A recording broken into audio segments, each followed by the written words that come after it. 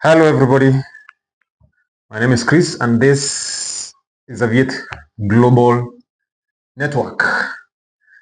So it's about time we start learning aviation stuff, we start learning some aviation lessons. Today I have a very interesting question that I got from one of the guys who follows the channel.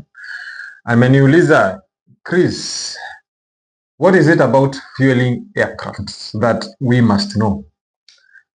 Je, ndege ni kama gari ya kwamba nawezaenda petrol station niseme nijazie na 2,000 ama niwekee 1,000 ama estimate nione fuel tank yangu iko almost empty niseme niwekee 200 nifike mahali nafika narudi. This is the same as an aircraft. Once I've parked my aircraft on the ramp, on the parking area in an airport, do I tell the fueling guy to put this amount of fuel? How do I get to calculate this? What are some of the methods that I use to arrive to this figure that I require this amount of fuel for this trip? That's the question for today. Let's get started.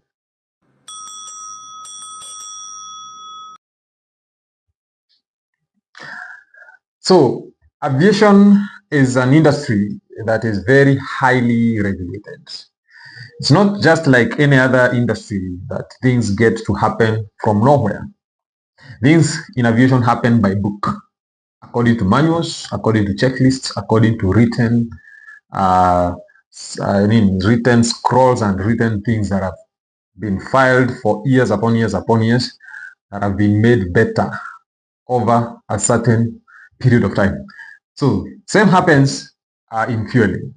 You don't just fuel an aircraft from nowhere. You just don't pick up a random figure and then you take this amount of fuel aboard or just uplift any amount of fuel. It is so much well calculated. It is well structured. It is well, how do I put it? It's something that is systematic. It's not just a random figure. So I'm going to be explaining to you. You're going to be learning these things right from the step 1 to the last step. And I can assure you by the time I'm finishing up on this video, you will have so much knowledge on what happens on the ramp, fueling of an aircraft. Now, the amount of fuel that you take, or rather you uplift in an aircraft for a certain trip, the whole of that fuel, the amount of fuel in terms of kilograms or tons that you uplift is known as block fuel. Okay? Block fuel. That is the amount of fuel that you uplift at any particular trip for a certain flight. Okay, assuming you are moving from Nairobi Jomo Kenyatta International Airport to Mombasa's Moi International Airport, the amount of fuel that you uplift from Nairobi is known as block fuel. Now, this block fuel is divided into components. That is, to come up with a certain amount of figure, for example, 10 tons of fuel to uplift, there are certain components that you have calculated, for around 6 components that you have calculated in order to come up with a figure. All right, and now I'm going to be explaining these components each by each, one by one, step by step. All right, so the first one is known as taxi fuel. All right, number 1, taxi fuel. What is taxi fuel? But before we answer what is taxi fuel, we must know what is to taxi in the first place. To taxi, in aviation terms, doesn't mean you are taking your normal taxi ama ile gari ya kubeba from one location to another, in Uber or Bolt or something. To taxi is a movement of an aircraft in an airport. What does that mean? The aircraft has landed on a runway and it's coming out of the runway. The path that the aircraft joins is known as a taxiway. So the aircraft will use a taxiway to move from the runway to where it's parking, or the parking stand, or the parking bay. That movement from the runway to the parking stand, in between those paths, is known as to taxi. And those paths are known as taxiways. All right? I'm going to put up a picture of an airport there indicating the taxiways and the runway and all that. Now, once you are taking off or you are in a flight, remember the aircraft has been parked next to the terminal building, just next, the nose near to the terminal building. So when the aircraft is ready for operation, everything has been done, passengers are strapped in, the pilots are there, everybody, and the aircraft is closed. What happens is that it's pushed back from the parking stand. All right, you must have had this effect all the time you are flying. Ukisha keti hivi unasikianga ndege imeanza kusukuma nyuma, like it's not using its own power, but you can feel the movement, and then during the movement unaanzanga kusikia the engines as they start. You start hearing that screaming sound of the engines as they start. Right? So what is making these aircraft move in the reverse direction? It's something known as a pushback truck or a tow truck, which is connected to the nose of the aircraft, and now it starts pushing it back up to a certain point on the taxiway where it's disconnected, and then the pushback moves away, and then the aircraft, the pilot seeks for taxi clearance from the air traffic controller. And then once the permission to taxi is issued, the aircraft starts moving on its own engine power. Okay, from one location to another, the aircraft starts moving on its own engine power. So that movement from where it pushed back up to the start of the runway, that's the holding short point on the runway. This movement inside is known as to taxi. So taxi is movement from the position of pushback to the holding short point on the runway, on the start of the runway, which the runway in which the aircraft is going to be using, or the movement from after landing out of the runway to the parking stand. That movement is known as to taxi.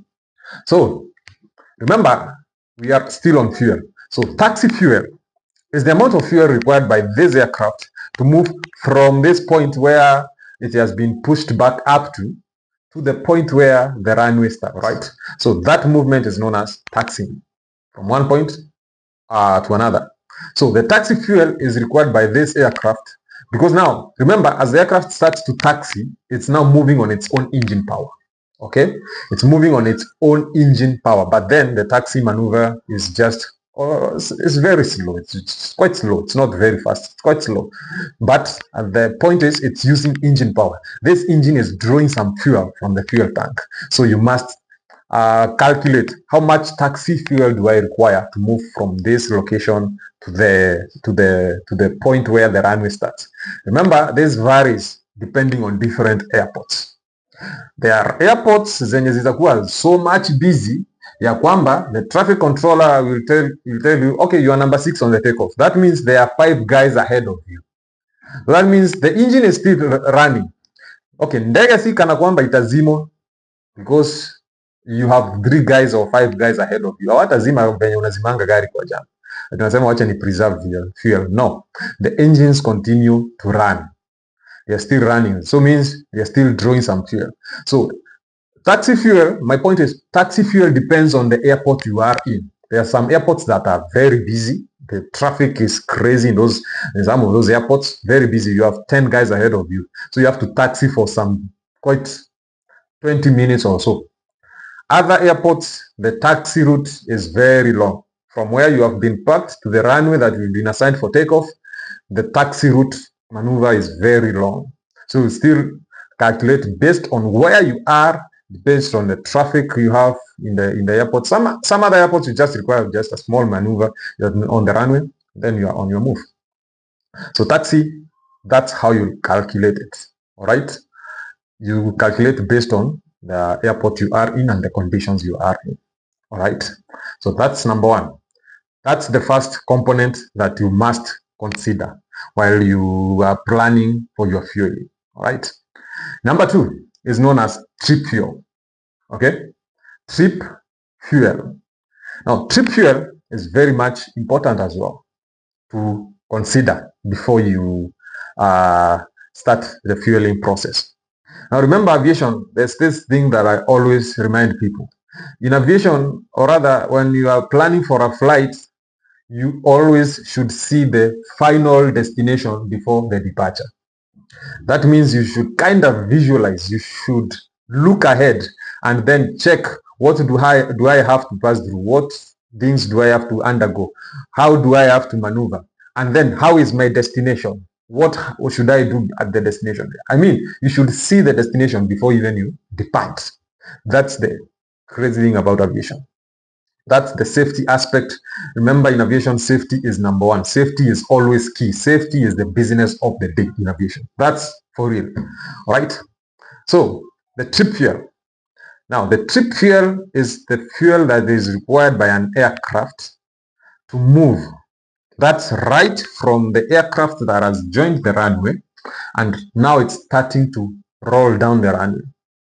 So you hear the pilots advance the engine levers, and then you will hear the engines start now vibrating, the rotations become more violent, and you hear that blast as the aircraft now starts rolling down the runway, and you hear the aircraft now starting to increase in speed. You are being pushed back on your seat. Now the aircraft is gaining speed down the runway. Now the moment the pilot starts advancing the throttles, and then you start hearing the runway, the aircraft start rolling down the runway, that's the takeoff. That's where the trip fuel starts. From the takeoff to the climb, initial climb, to the cruising altitude, and then the cruising altitude to the descent to the landing. That is trip fuel. So in short, trip fuel is right from the takeoff to the landing on your destination. The fuel that you require for this block is what is known as trip fuel, right? This segment of your flight, that's trip fuel. So how do we calculate this trip fuel, if you may ask? Trip fuel is calculated by an estimated time en route.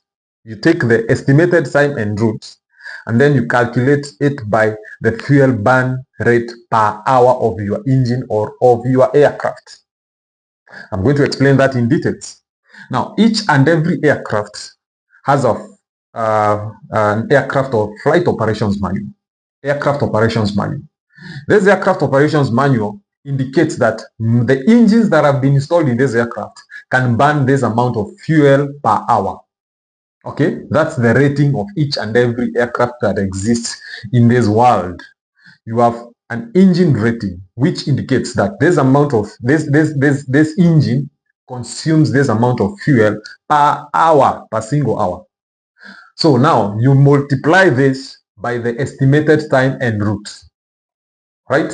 You don't first consider the distance. You consider the time you are likely to take, then you multiply it by the estimated amount of fuel burn per hour for this engine. That is indicated on the by the manufacturer of the aircraft on the flight operations manual, or rather on the aircraft operations manual. That means what? Small aircrafts like the Cessna Caravans, the Cessna 150s, 170s, they have a lower fuel burn rate because they have this single engine, propeller engine. Unlike the Boeing 777 that has a big General Electric engine, GE engine, or the Rolls-Royce or the CFM engine on a 737, they have all different rating in terms of fuel burn per hour. So it is very important to work with the operations handbook in order to note to check what is the fuel burn of the engine that I am operating for this particular flight. So you estimate, am I likely to take 3 hours for this flight? Okay, I'm likely to take 3 hours. What is the fuel burn per hour for this engine? And then you come up with that figure based on that calculation. All right. So that's how you calculate the fuel, the trip fuel.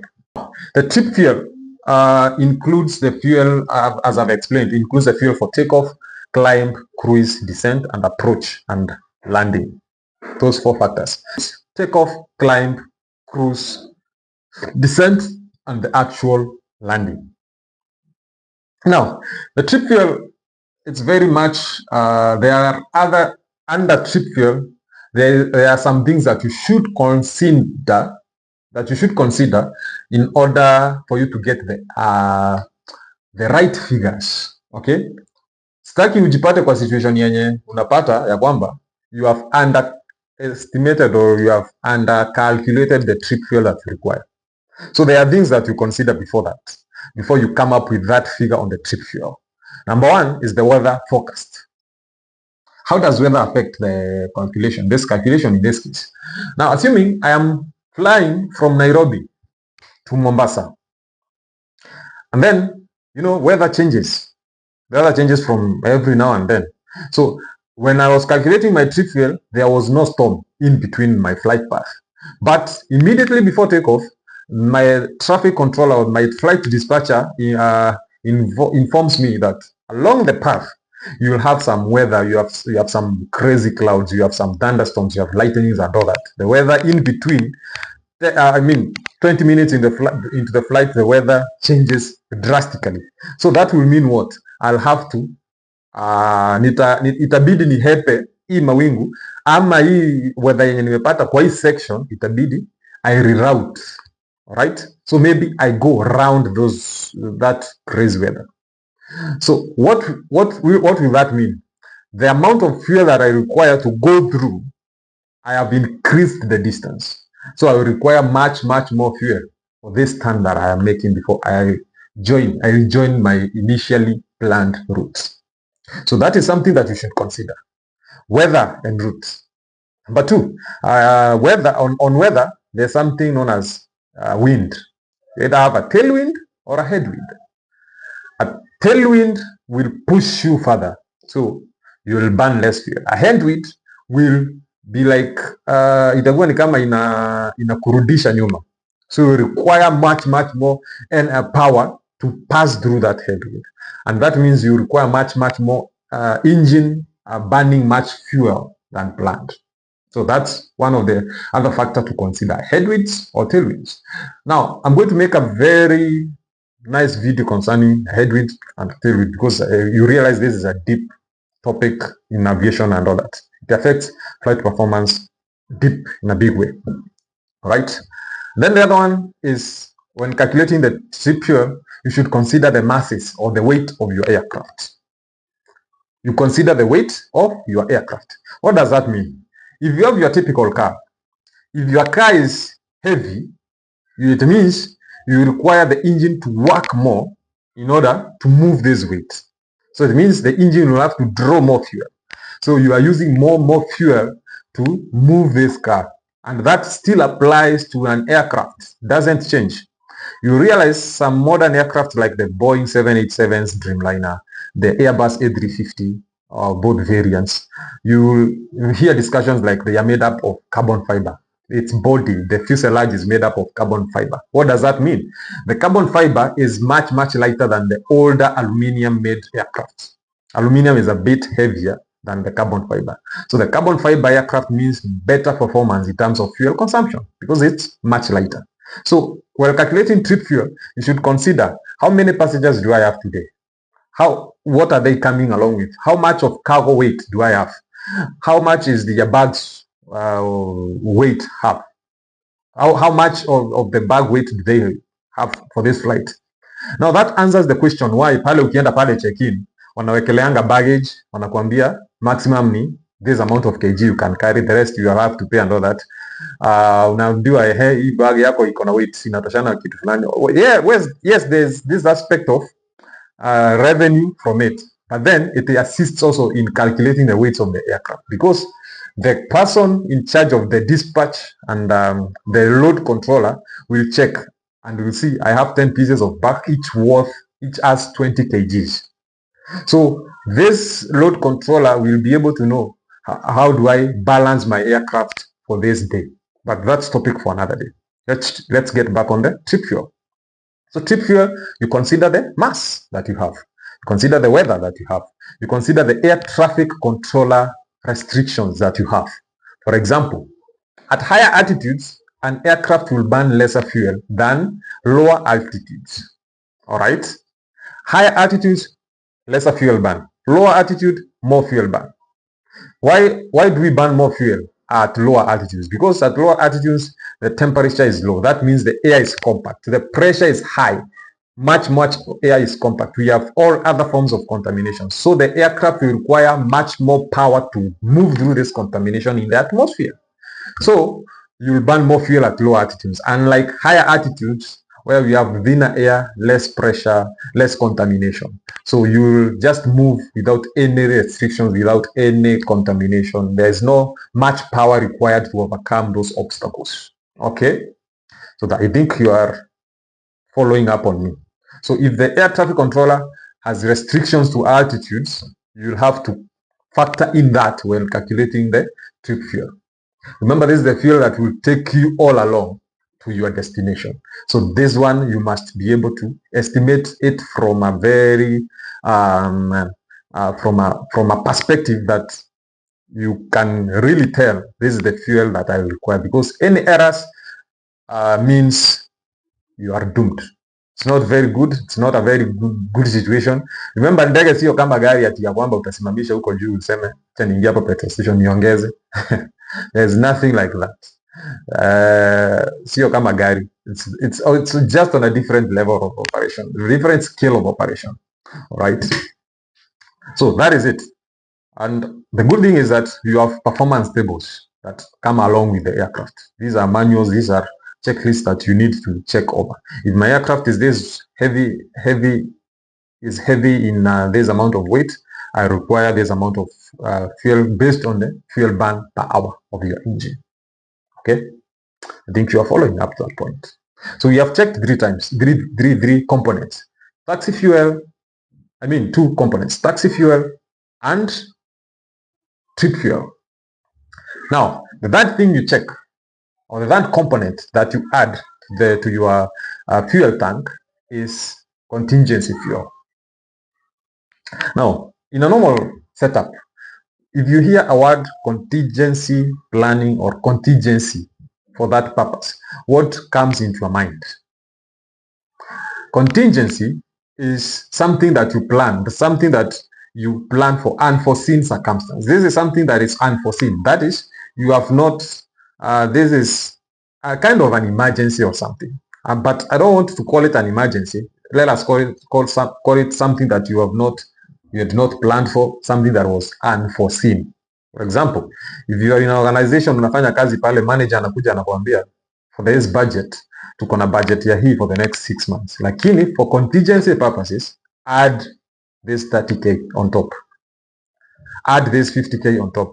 Hiyo inamaanisha ya kwamba in case of anything that we have not covered or factored in, we can use this 30k to cover for it. All right. So that also happens in fuel planning and fuel calculating fuel that you require. You require contingency fuel. So how do we calculate the contingency fuel? It's very easy. It's 5% of the trip fuel. That's how you calculate the contingency fuel. Remember this figure ambayo tumepata hapa juu ya trip fuel, considering all weather factors and everything else that I've explained. Now you take that figure, right? This one that you have calculated hapa juu, and then you take 5% of that figure. And then that is your contingency fuel. That's the calculation of the contingency fuel. It's there. It's the standard that has been put. So the other method in which you use to calculate the contingency fuel, number one, we have said it's 5% of the trip fuel. Number two, we are taking 5 minutes of holding speed at 1500 feet. All right, let me explain that. 5 minutes at holding speed at 1500 feet. So you are flying at 1500 feet at holding speed. Holding speed is, depends on the aircraft. All right, that one I'm going to explain further as we move on with this series. Holding speed, cruise speed, takeoff speed and all that.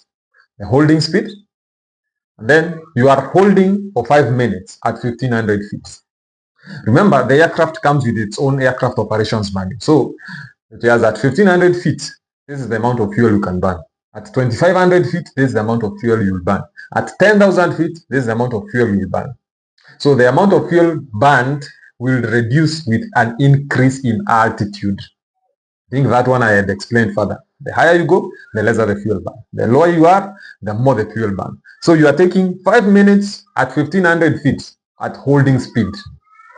That's the other way, right? So there are two methods of calculating contingency fuel.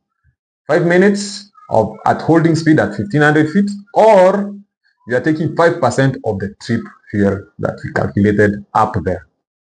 I hope you are following this. It's good. It's getting very much interesting. Now we have up now we have three components. We have the taxi fuel, we have the trip fuel, and then the contingency fuel. Now, number 4, we are checking at alternate fuel. All right, alternate fuel, very much important. Now remember that statement that I put before at the start of the video, that you must be able to see your destination before you leave. Before your departure, you must be able to see your destination. Very much important. Why? Assuming our flight is from Nairobi, Jomo Kenyatta International Airport to Moi International Airport in Mombasa. Now, along the path, or rather along the flight, before landing, the traffic controller at Moi International Airport tells you we have an issue at Mombasa. The weather is getting tougher. The weather is getting crazy. Mawimbi pale Indian Ocean yamekuja yameingia. Everything is just chaos at Moi International Airport. What other alternate airport do you have? Now that is required by when you are doing your flight planning. You need to plan for alternate airports. In case my destination is closed, where else can I fly to?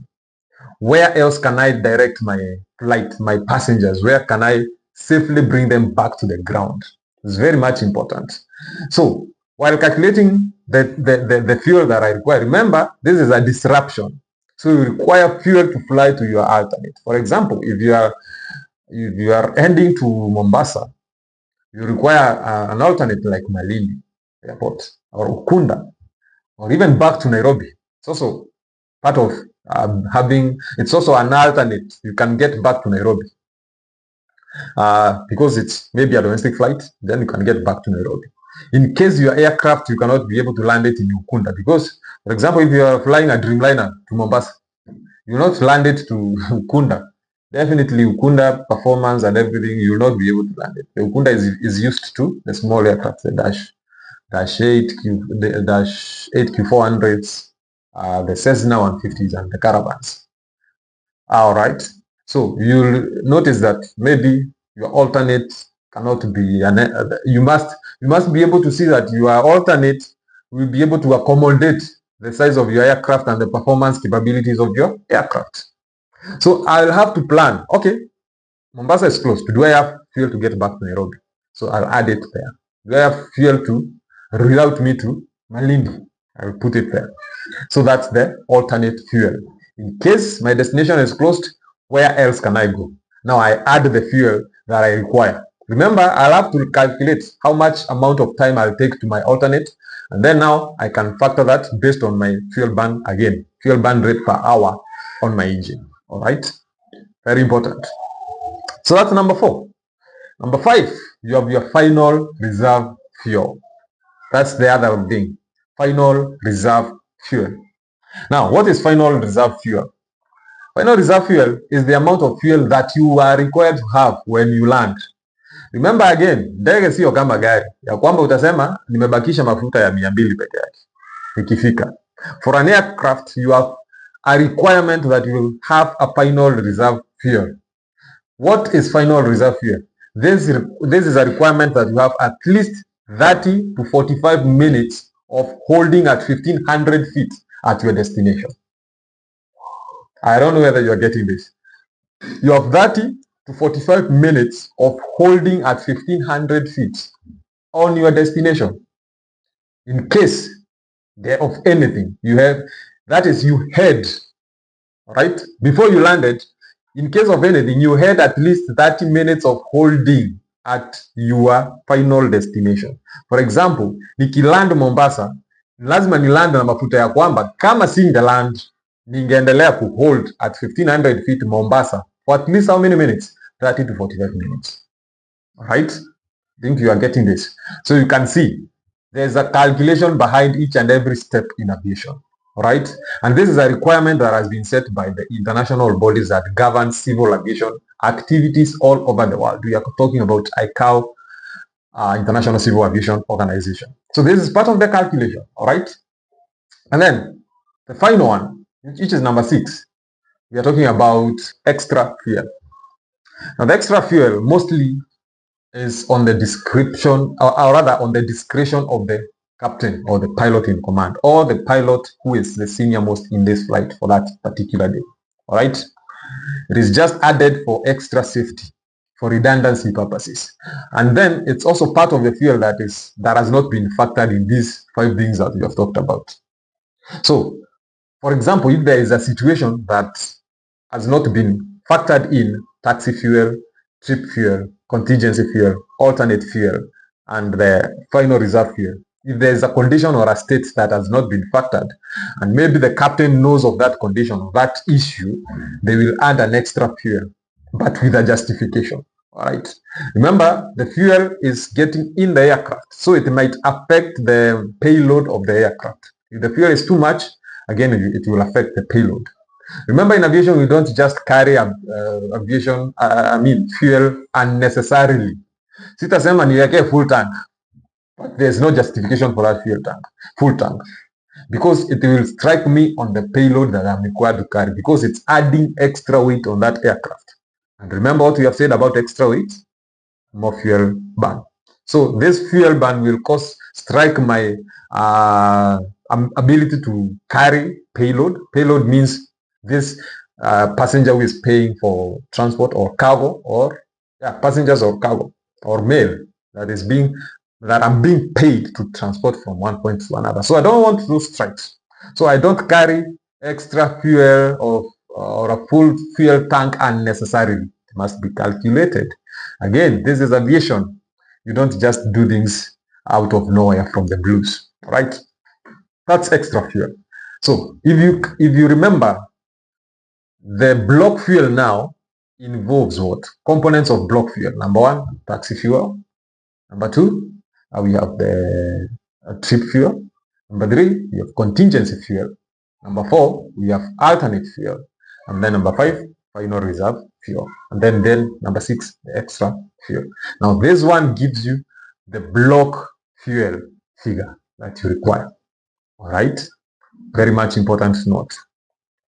So when you are on the ramp, halafu pale utasikia the fuel attendant, the guy who is fueling the aircraft, will come and ask the pilot or the engineer, nianze na ngapi? Think you have heard that on the ramp. The guys, they are fueling an aircraft on a long haul flight. Then they ask, nianze na ngapi? So what happens is that there is this route has been flown for some time. So you know the distance of the trip fuel actually you are likely to use. Even without calculating taxi fuel, the reserve fuel, and the alternate fuel, you know for sure, for me to move from this point to this fuel to this point, I require this amount of fuel. So that's what I'm going to initially give the fuel guy. You understand now where this term comes, nianza na ngapi. And then later on, utasikia akisema final ni ngapi. The final figure is that the engineer and the pilot and the flight dispatcher have gone up, they have calculated, they have checked, the pilot has seen, we have this amount of weather, we have this restriction, air traffic restrictions, we have this amount of wind, tailwind, headwind, everything alternate, and is there anything that has not been factored? So now they come up with a block fuel figure. So that's the final figure that they will give the fueling attendant. And then now they will have the anything that everything aircraft fueled and ready for the trip, or rather ready to perform that particular flight. So many things, those are the 5 or 6 things that will be required for you to calculate the fuel for your aircraft in that particular flight. So I hope you have learned something. I hope you have understood. I hope you will have now some knowledge ya kupatiana pale mtaani, ya kuambiana ya kwamba ndege haiwekangu mafuta ovyo ovyo. Hawezi ukaenda ukachukua tu ndege ukaanza mwambia weka full tank out of nowhere. It is a calculated move. It is something that is there, that has been it's done by book, using manuals, using checklists, analyzing the flight path, analyzing what you are likely to face along the flight, and then coming up with that final block figure fuel for the fuel. All right. So I hope you have learned. Thank you so much. Please ensure you have subscribed to Aviate Global Network. Leave your comment. In case you have a question, by the way, concerning fuel that you would like me to address, that you would like me to nikusaidie kuelewa, ama ungependa nikusaidie venye aviation, any other question that revolves around the aviation industry, you can comment on the section, point there, comment section, like the video, share the video with your friends who would like to learn more about aviation. Let us share, let us create this great aviation community on Aviate Global Network. Follow me, Chris, on the social media, Chris the Aviator on Instagram and TikTok, and also Facebook, Chris Aviator. And Aviate Global Network, some of these lessons you will be having them more coming in, very many. Each and every time you ask me a question, I'll be coming online, I'll be reviewing everything for you. News, aviation news, they're also there for you. And we also have a segment that is coming up, Know Your Aircraft. I'll be explaining all performance capabilities of various aircraft that we have. So thank you so much for keeping me company. See you in the next one. See you.